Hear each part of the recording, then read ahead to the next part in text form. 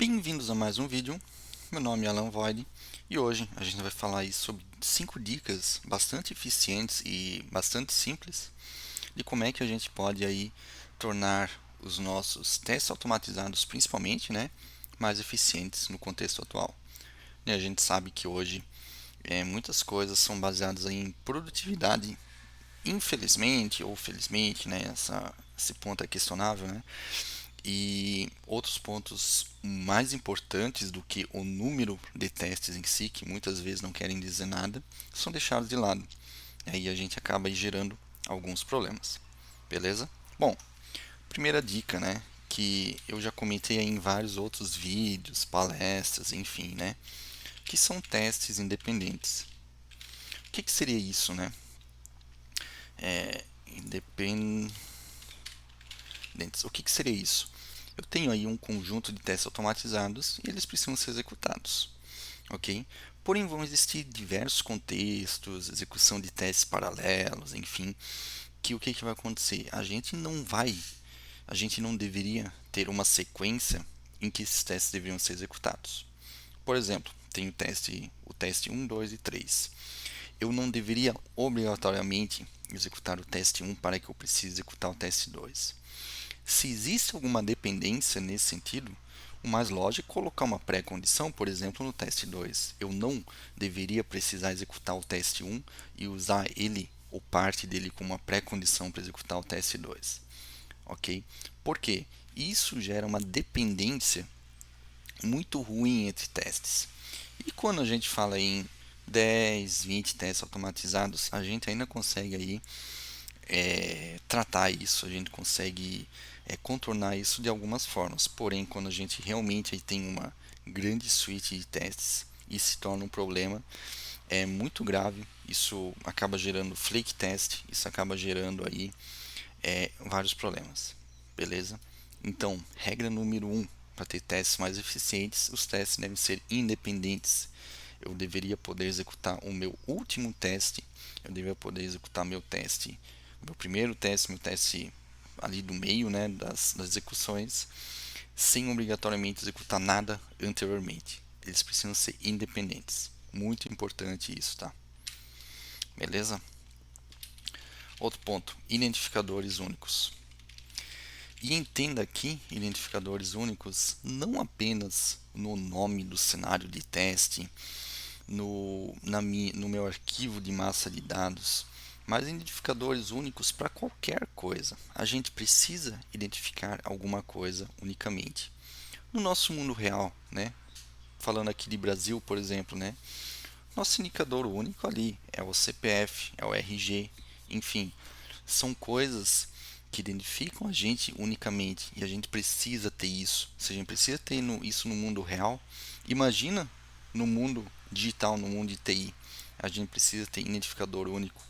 Outro exemplo, que aí não tem exatamente a ver com o teste em si, mas o que o teste faz, por exemplo, com os nossos locators, os nossos seletores que a gente usa para fazer automação de testes. Eles precisam ser únicos, porque senão a gente tem que fazer gambiarra de certa forma, para navegar pelos componentes da tela, enfim, para encontrar o componente que a gente deveria, de fato, que a gente queria acessar, ok? Então, identificadores únicos para qualquer coisa, tá? Claro que em algum momento pode existir alguma exceção, só que no momento eu não recordo, tá? Então, a regra geral é utilizar identificadores únicos, que com certeza o resultado é muito bom e vocês vão evitar bastante dor de cabeça aí no futuro. Beleza? Outra coisa sobre testes automatizados: testes paralelos. Essa aqui é uma dica que muita gente acaba não pensando quando está fazendo automação de testes. Por quê? A gente simplesmente faz a automação, e pensa que aquela automação deve executar. Porém, no mundo atual, com a gente buscando aí eficiência, a gente buscando aí redução de tempo, provavelmente seus testes automatizados eles vão executar de forma paralela em algum momento, ok? Então, na hora de construir, na hora de fazer a arquitetura do projeto de automação, sempre considerem que esses testes vão executar de forma paralela, ok? E aí tem várias técnicas envolvidas dentro disso, né, que fazem com que os testes executem de forma paralela com mais eficiência, ok? Se vocês quiserem, né, um vídeo específico sobre como eu posso aí tornar meus testes automatizados, né, para que eles executem melhor paralelamente, deixem nos comentários que eu vou fazer um vídeo aí em breve para vocês, beleza? Mas nesse vídeo aqui a ideia é deixar o recado, né? Quando vocês fizerem testes automatizados, considerem aí que provavelmente eles vão executar de forma paralela, beleza? Legal. Outra coisa, né? Headless.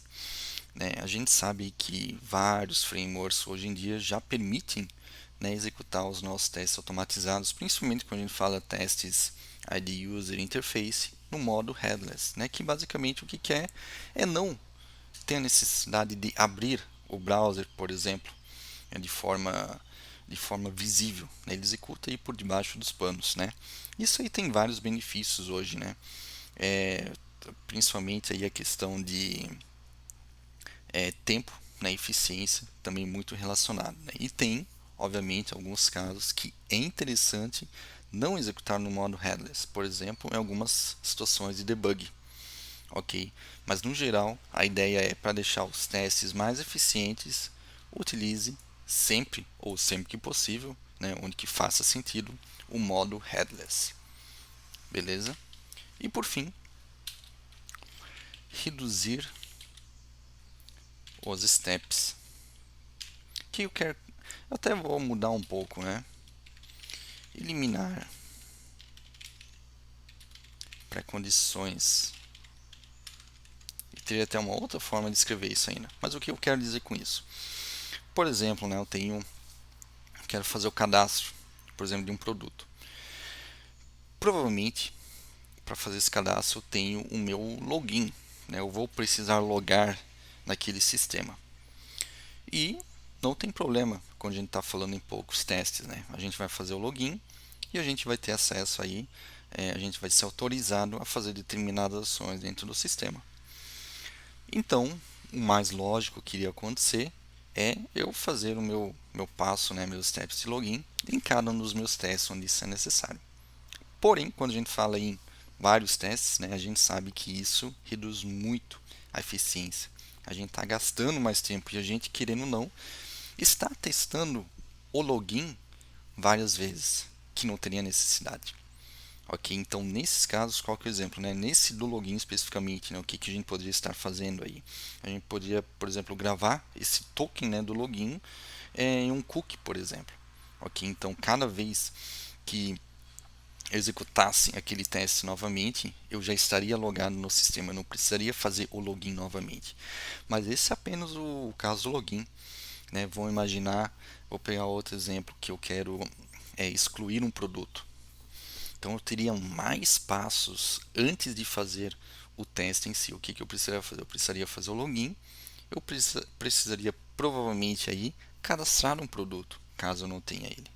Ou seja, eu vou estar fazendo duas coisas que não é o objetivo do meu teste, eu vou estar gastando tempo, eu posso aí podem gerar problemas nesses steps que não são o objetivo do teste, por exemplo, eles podem se tornar flake por algum motivo, né, porque eu tenho mais steps desnecessários, enfim, apenas malefícios aí quando a gente repete muitas vezes os mesmos passos dos nossos testes.